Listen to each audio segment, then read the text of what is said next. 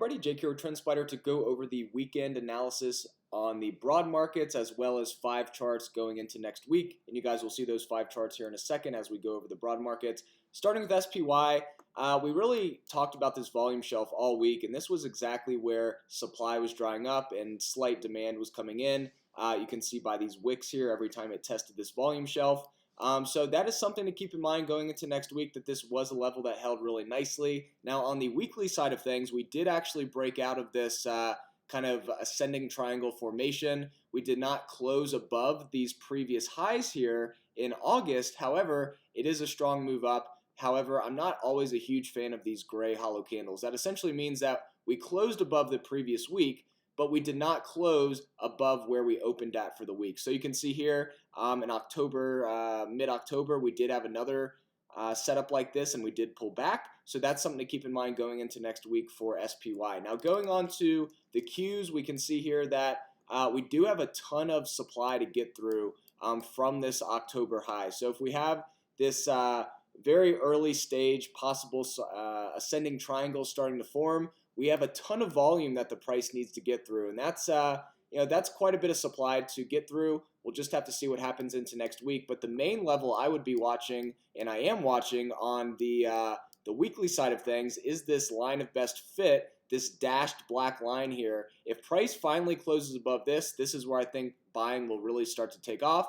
But until then, we may just chop until we break through this dashed line. We'll have to see. Now going into IWM, we do have a nice breakout to report here on the weekly side of things. First thing I'll go over is this daily bull flag. You can see that it's definitely not your traditional looking bull flag. However, you can see how this consolidation is kind of forming after the big gap up on Monday. And if we do close take off. Now, on the weekly side of things, you can see that we did finally break out from really starting in 2018. We have this really strong level of resistance here that acted as resistance both in or initially kind of a top in 2018, but then resistance in January of 2020, and then we could not break through that until this week. So a nice move up this week, but same thing as I mentioned on SPY.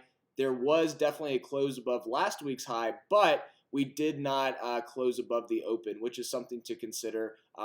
This sometimes will be an area where there is a little bit of pause in moving up. Classic breakout would be to test this area of previous resistance, act as support, and then continue up from there. So let's see what happens going into the coming weeks. VIX is one that I did want to point out a couple things. One, we still have this huge gap below from late February, early March. I guess no, that was late February, not early March. But all in all, that's kind of when the waterfall started on SPY, and that's how you can see this big move up in VIX. So that gap below would be a target below for those who are shorting VIX or short volatility in the future. However, it is important to note that we are still kind of creating these higher lows here in the last few days. So keep that in mind. On the weekly side of things, you can see we clearly broke down. The charts aren't always the best indicator for VIX, but it is something to just visually see where we are for the volatility index. We did break down here from that rounded bottom. Now going into the 5 charts we're going over NEO, AMD, FSLY, PINs, and SHOP. So let's jump right into it, starting with NEO. NEO was a really good example last week of using the volume shelf as a level of interest, both for buyers, but also just a level where supply dries up. So this area doesn't necessarily have to be a demand zone where buyers step in.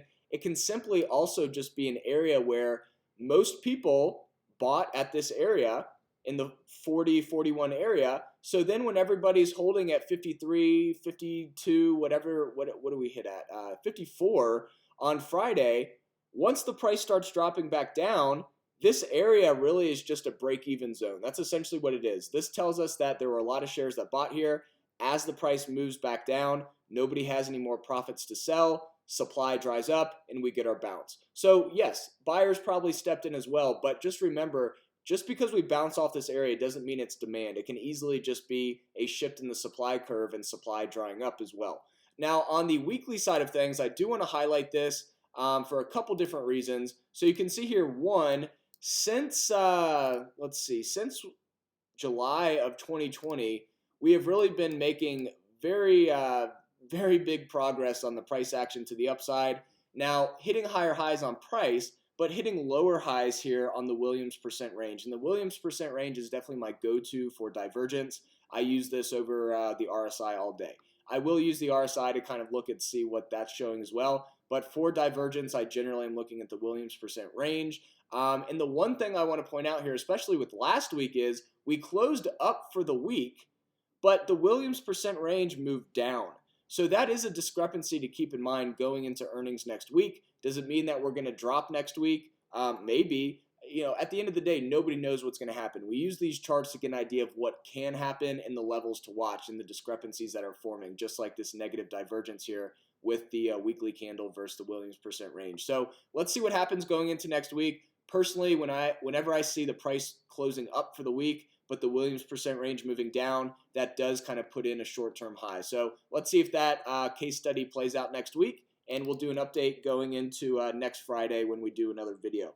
AMD is the next one to look at. We have this inverse head and shoulders here. Let's turn off the volume profile here and just look at the inverse head and shoulders. If we do start to break down, that would invalidate the inverse head and shoulders, but for now it is still holding. And let's see if we can test this 85 area coming into the next week or two.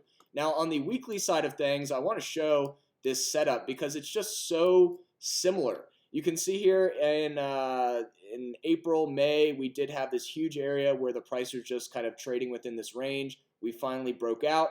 We then created another range for about the last 3 months. And you can see that we're really starting to get tight here, really testing both of these levels, both on the upside and the downside support and resistance multiple times. And something's going to have to give here in the coming weeks. So let's see what happens. If I had to guess, I would expect a move to the upside. But, that's just my opinion. The market doesn't care about my opinion. Let's see what price action tells us. Going into FSLY, this is another really cool case study using the Williams percent range. First thing I want to point out here is this alpha trends anchored VWAP from the all-time high was perfectly tagged on Friday, maybe by a cent or two above, but just a really nice case study using the alpha trends anchored VWAP. This is something I really never used before I met Brian Shannon, who really created the alpha trends anchored VWAP, and it's just something I use in my analysis every day now. Now going into the weekly side of things, I want to do a case study here on the Williams percent range.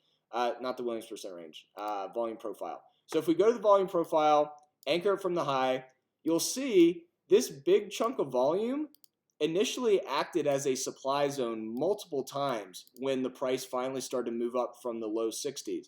And then finally we broke out, and now this is kind of creating a base for buyers. And so, or just a base in general for price, not necessarily buyers, maybe supply simply just dried up. But this is an example where initially this was supply and then price got through it and now it's a base for price. So let's turn that off on the daily side of things and let's look at the weekly, anchoring the volume by price from this March low. And you'll see we pretty much have the same setup where you can see a lot of this area above is going to act as break-even supply. So remember, when you bought on that huge move down in the 80s and the 90s, you were a bag holder for quite a few weeks. And so as the price was down at 64, you have a pretty decent drawdown. Now, as the price moves back up to where you're back at break even, this is going to act as an area of supply initially because some people are going to break even and they're like, wow, I just dealt with a 20% drawdown. I'm getting out and putting my money elsewhere. So initially we will see the same thing that we saw here on the daily side of things on the weekly. So if we can get through this initial supply and close above, let's say 90, 91, this will act as a base for price, and that's when things will definitely get interesting going into the weeks ahead into 2021. Now let's go into pins. Holy moly, it is windy outside. Wow, it is crazy windy in Denver today. Now on pins, we do have this bull flag here. So you can see here just a really nice defined bull flag. Let's see if we can break out of this area into the coming weeks. The other thing I want to point out here is this just very solid uptrend, getting very tight. I mean, it's very, very slightly narrowing. If we kind of zoom out, you'll see like over time it is starting to narrow into a very slight ascending rising wedge. However, right now I'd call it more of just a price channel because it's such a slight kind of narrowing formation. However, this is very tight. whichever way the price breaks to the upside or the downside, I think I think that will start to accelerate, and we'll just have to see which way price actually breaks. Going into the last one, Shopify. Shopify is interesting for a few different reasons. Let's start on the weekly chart. So if we anchor the volume by price from the March low here, you'll see that we do have this volume shelf forming. Price is really respecting it nicely, but it's also respecting the Alpha Trends anchored VWAP if we go to the weekly side of things from this breakout candle. So this is something Brian Shannon teaches. Essentially, anytime you have a breakout, we did have this February high. We retested that February high in April, finally broke out. That's where we want to say the status quo changed, where we started to really get some buying conviction. And you can see over the last few months, this has acted as a level of interest or an area where supply just dries up multiple times. So once again, last week it did the same thing. So not only did we have the volume shelf, but we also did have that anchored VWAP. And so if I turn that anchored VWAP on, you'll kind of see that visually here, almost a perfect tag. So all in all, definitely needs to hold this area. If we don't, there is a big volume gap below till around, let's say, 750. But until the price breaks down through this anchored VWAP from this breakout candle, buyers are still in control. And on the weekly side of things, for the bearish thesis, we do have this huge kind of rounded top here forming. So this really needs to start getting going if buyers really have some conviction here. A break, let's say a break around 1050, 1100 would be ideal. And let's see if we get it in the coming weeks. Remember, we do have a Black Friday sale going on for November chart month. Right now, we do have 58% off, or excuse me, 57% off. Today is Saturday, but as we go on throughout time, we do drop 1% each day. So definitely remember, as days go on, you will have less of a discount. We do have a 7-day free trial, so whatever day you do sign up for that 7-day free trial is the discount you're locked into. So if you did sign up today, you do get off in 7 days, you do get the 57% off. So it's not like, you sign up today and then you get the discount 7 days. You're locked into that discount today when you start the free trial. So if you have any questions, let us know. Thank you guys so much for watching. If you like this video, make sure to like and subscribe. And we do these every weekend, so make sure to tune in next weekend for the next one. Everyone have a great weekend, and thanks for watching.